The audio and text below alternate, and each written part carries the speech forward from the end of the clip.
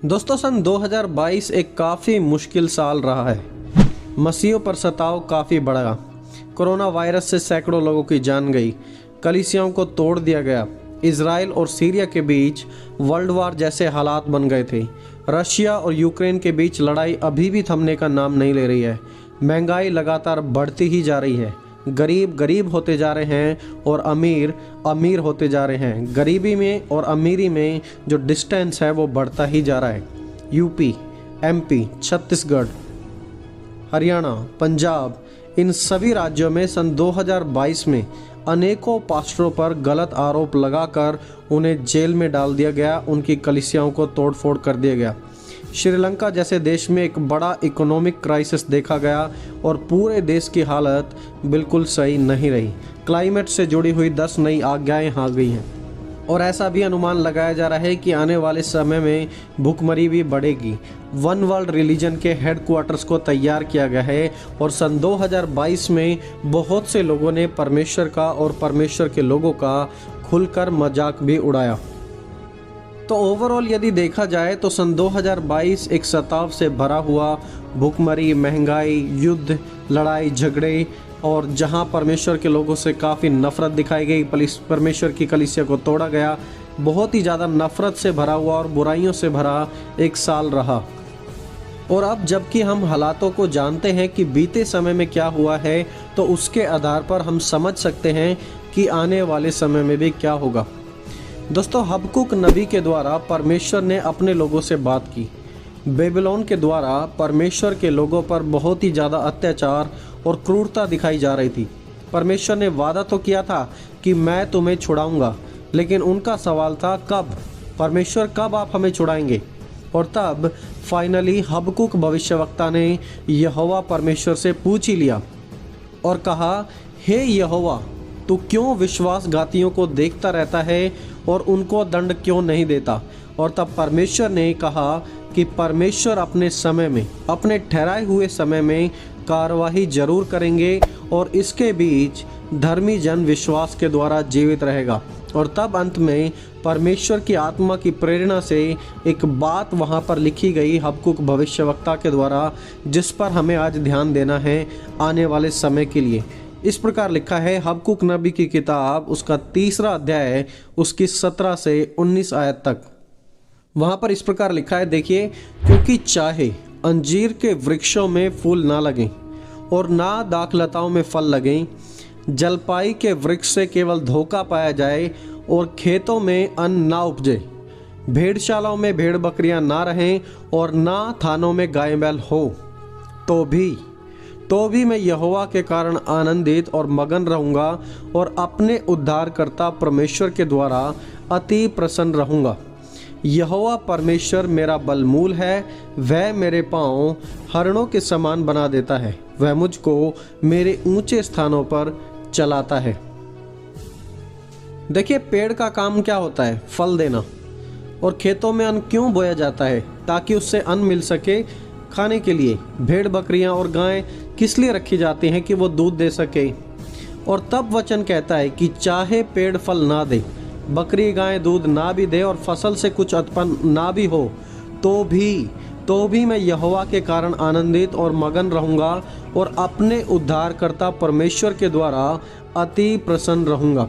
आपकी और मेरी खुशी किसी गाय बैल पर, किसी फसल पर, किसी परिवार पर, पैसों पर, प्रॉपर्टी पर, हमारे ज्ञान पर नहीं है, लेकिन हमारी खुशी का स्रोत आज हमारे जीवन में परमेश्वर होना चाहिए।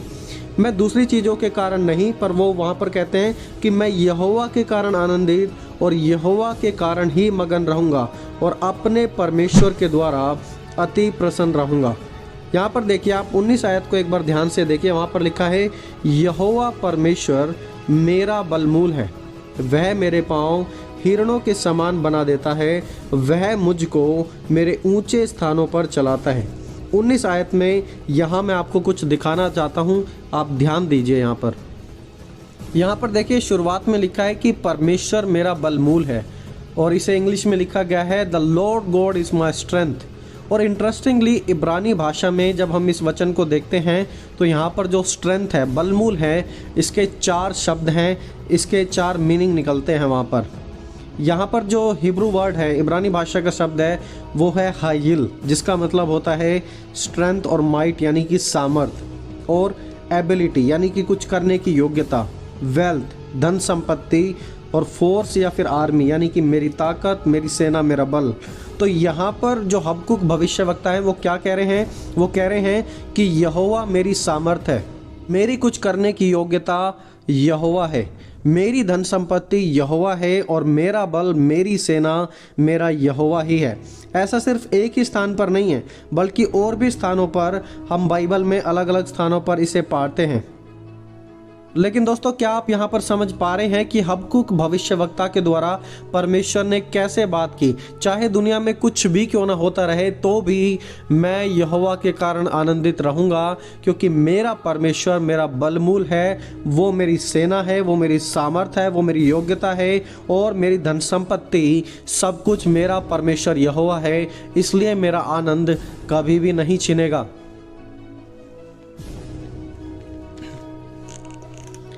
देखिए, पहले सामुएल की किताब में हम पढ़ते हैं, जब हन्ना के कोई भी संतान नहीं थी तो सोसाइटी में उसकी कोई भी वैल्यू नहीं थी।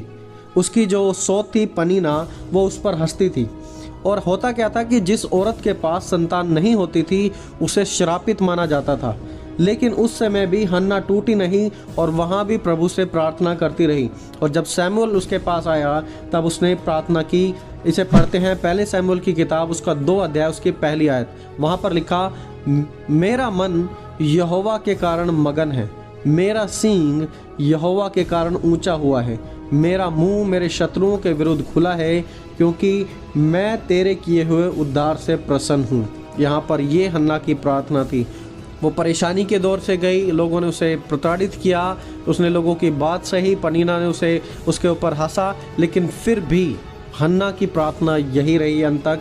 जब उसने उसे बेटा भी दे दिया, उसने कहा, मैं अपने परमेश्वर के कारण मगन हूँ। उसने ये नहीं कहा कि मैं अपने बेटे के कारण मगन, उसने कहा नहीं, मैं यहोवा के कारण मगन हूँ और यहोवा के ही उद्धार से मैं प्रसन्न हूँ। दोस्तों, आने वाले समय में आपकी और मेरी जो खुशी का स्रोत है वो हमारा सोर्स परमेश्वर होना चाहिए, क्योंकि जब हम परमेश्वर को अपनी खुशी का स्रोत मान लेते हैं, so no matter what happens, दुनिया में चाहे कुछ भी हो जाए, कितनी बड़ी उथल पुथल क्यों ना हो जाए, हमारी खुशी कभी नहीं छिनेगी, क्योंकि हमारी खुशी सिर्फ परमेश्वर में है, धन संपत्ति पे नहीं, सोसाइटी में नहीं, और ना ही किसी भी दूसरी चीज़ में है। दोस्तों, हर एक मनुष्य जो अपनी खुशी को परमेश्वर में मानकर स्वीकार करता है, परमेश्वर उसका बल ठहरते हैं, और वो इंसान कभी भी निराश नहीं होता, उसे दुनिया की कोई ताकत नहीं हिला पाती। आज जब पूरी दुनिया में सब कुछ अनसर्टेन है, हमें नहीं पता कि कल क्या होने वाला है, तो आप कहाँ पर अपनी खुशी आज ढूंढ रहे हैं? दोस्तों, इस आने वाले समय में, इस आने वाले साल में अपनी खुशी सिर्फ प्रभु में ढूंढे, सिर्फ प्रभु को अपने जीवन का बल माने, और सिर्फ प्रभु के कारण ही मगन रहें, क्योंकि the best thing we have is our God. सबसे बेस्ट चीज़, सबसे उत्साहित करने वाली चीज़ हमारे जीवन में यही है कि हमारा परमेश्वर हमारे साथ है और हम अपने परमेश्वर में मगन रहेंगे। और दोस्तों, मेरी प्रार्थना इस आने वाले साल के लिए, इस आने वाले समय के लिए, आप सभी के लिए यही है कि आने वाले समय में चाहे कुछ अच्छा हो या बुरा, आप हमेशा प्रभु में प्रसन्न रहेंगे, प्रभु को अपना बल, अपनी सामर्थ और अपना सब कुछ मानेंगे। दोस्तों, इस एनकरेजिंग वीडियो को दूसरों के साथ भी ज़रूर शेयर करें, क्योंकि आज लोगों को यह सच सुनने की ज़रूरत है कि परमेश्वर ही हमारी खुशी का मूल कारण और मूल स्रोत है। दोस्तों, आप सभी को जय मसीह की। परमेश्वर हम सभी के साथ रहे, परमेश्वर हम सभी को आशीष दे।